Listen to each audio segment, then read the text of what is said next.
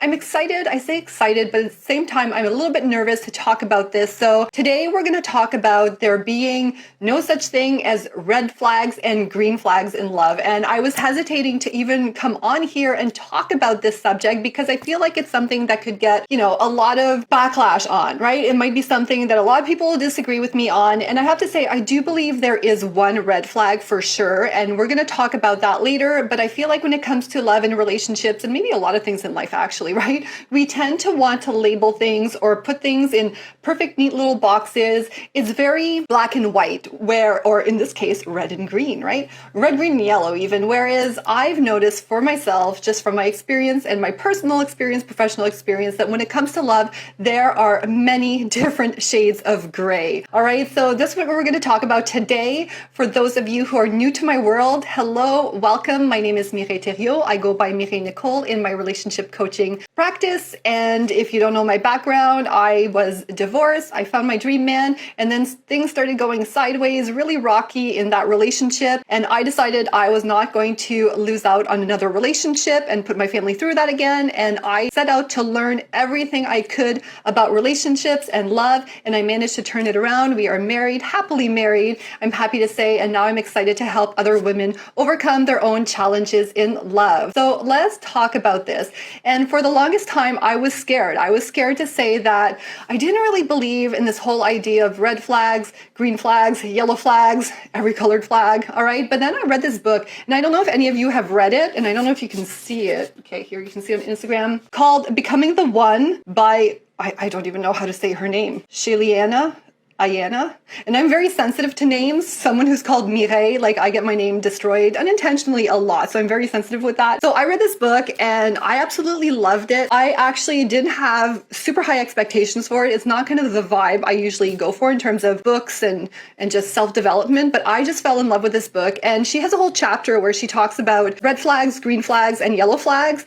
And she categorizes them, right? She does list different kinds of red flags, green flags that she believes in, but she's very strong on, expressing that there is no perfect category for both of them, except for one, obviously, that I'm going to talk about. But for the most part, these flags can change. They'll vary from person to person, right? What I'll see as a red flag might be different than what you see. What I perceive as a green flag or even a yellow flag might be different than what you see as a yellow and green flag. And the most important point, and the point I want to make today also, is that we want to be careful with kind of these labels so that we don't automatically kind of dismiss people right away, right? And use that as an excuse to not do the work, to take it all off ourselves and just label the other person. And I'm going to share my own experience with this. But I thought it was a really great book. And yeah, there's a whole chapter on it. And one of the things, and just to give you an example, right? So let's look at it. So one of the things she'll say, as red flags, for example, someone who's even show anger or aggression towards strangers, people in the service industry, drivers on the road. Like, I have to admit, sometimes when I'm in a bad mood, I'm not really happy when someone cuts me off, right? But I wouldn't want to be labeled as someone with a red flag because of that. Like, I see where she's going with this, but we got to kind of be careful too, right? And look at the bigger context and the bigger situation, just of the whole relationship and the whole person, right? Like, even this, right? Signs of a yellow flag. One of or both of you are keeping secrets or lying. Like, to me, someone's lying, that could be really, a red flag, right? That's another one that it really depends on the relationship, the person, and just so many other factors. And green flags, look at this. You feel safe to express yourself openly. Well, what I would say to that is, that is not necessarily all on the other person to make you feel safe to open up and everything, right? If you feel safe with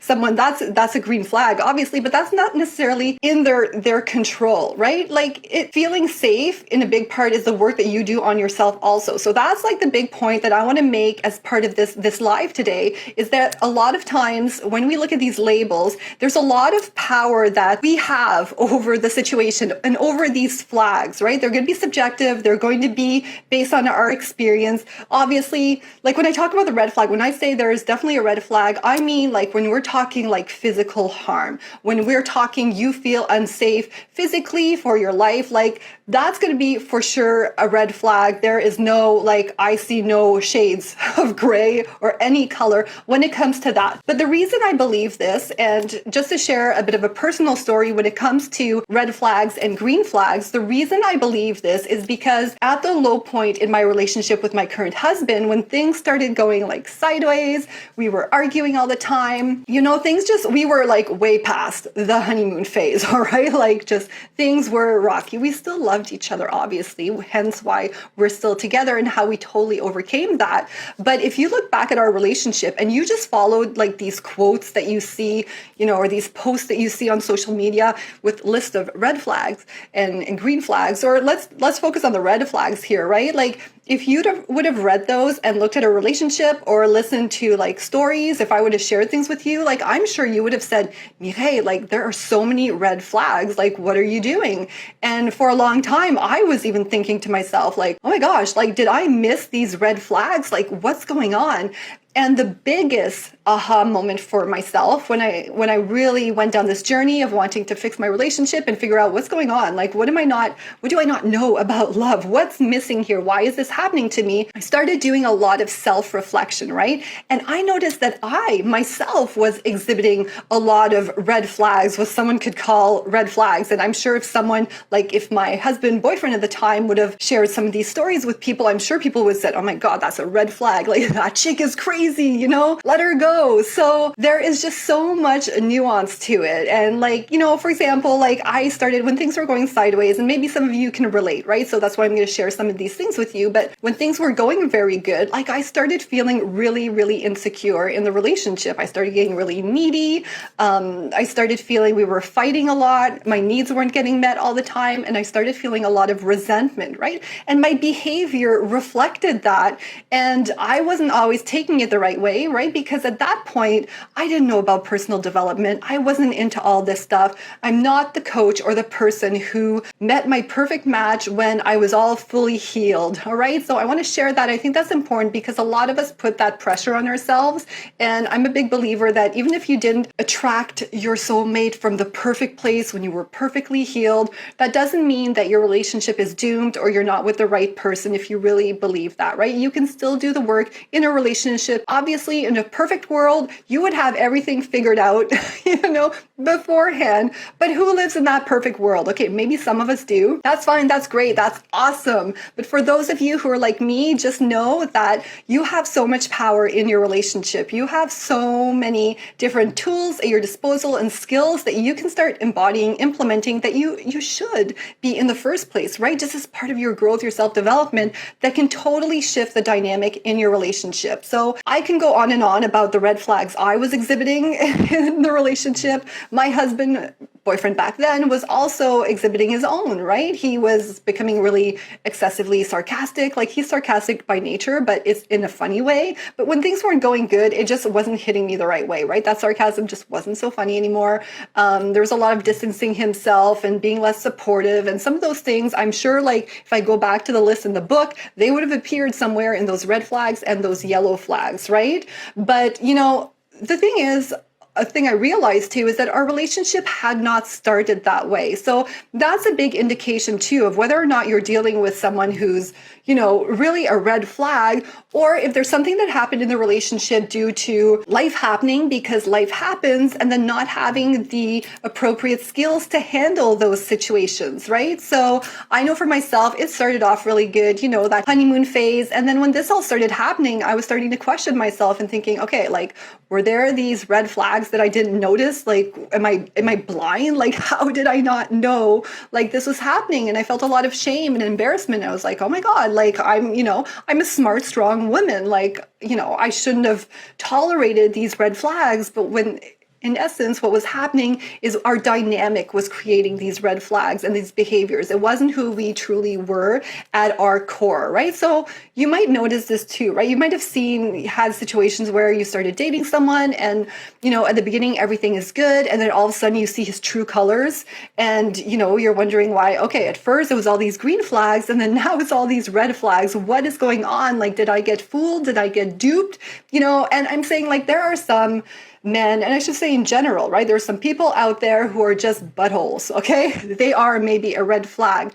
But again, what I'm trying to say here is that you don't want to put too much emphasis so much on the labels, and you really want to check the dynamic, check what's going on, and not use that as an excuse to just like not work on yourself, right? And figure out, okay, what am I doing? And using it as feedback for yourself. Or maybe you've seen other couples maybe where, or maybe you dated someone, right? And then you guys broke up, it didn't work out. And then he starts dating someone else. And like, he's like the perfect gentleman. He's like the perfect Mr. Right, perfect dream man to that other person. And you're like, what the hell? Like, what's going on? With me, he was a total butt face. And now with this other person, he's like a Prince Charming. And again, it could be that you guys just were not a right fit. But the point is that to really know if that's true, you want to make sure that you're looking back, right? You're reflecting back and looking at how you felt in the relationship, how comfortable you were with the skills and expressing yourself, communicating your needs in an effective way that gets you the response that you want, that really honors what men value and what they respond to, really working on those conflict negotiation skills, assertiveness, blah, blah, blah, blah, all those fancy terms, right? You really want to look at that. Again, you can't use labels. That's where I caution you. You don't want to use labels to just stop yourself from doing the work and really, really going inside and doing that growth, right? Now, I'm not telling you to settle and just to be irresponsible and to stick around with someone who's really not a good person. But again, we want to use our discernment, and the best way to use our discernment and our intuition is to really have access to these tools that make us strong, that make sure that we are not, covering ourselves up, protecting ourselves by just using these labels and running away. All right. Again, red flags that I talked about, I'm not telling you to stay, you want to run away, but I just want to share with you the empowerment that you do have. And hopefully through my own story, you can see what is possible, right? What is that you can entertain and find for yourself, figure out for yourself. So this is why I do not believe in the red and the green flags. This is why my personal experience, as you can see, and just from working with other women too, when we start tweaking some of the approaches, some of the skills, some of the ways that we approach conversations, and just how we embody, our own true selves too, and who we were meant to be, things really start shifting, all right? Never just get stuck in these labels. Yes, like she says in the book, Becoming the One, I have zero affiliation to this book. I'm just like, honestly, from just authentically sharing with you because I liked it. But like she says, right, like it can be helpful to have these labels in these categories for yourself to just, to kind of just help navigate the relationship and the circumstances and what's going on, right? But to not get too hung up on these concepts that are really flashy and thrown around everywhere, and they're really catchy, right? It's almost like clickbait to a certain extent. So you really want to look at the circumstances, the bigger picture, and really work on your skills and yourself.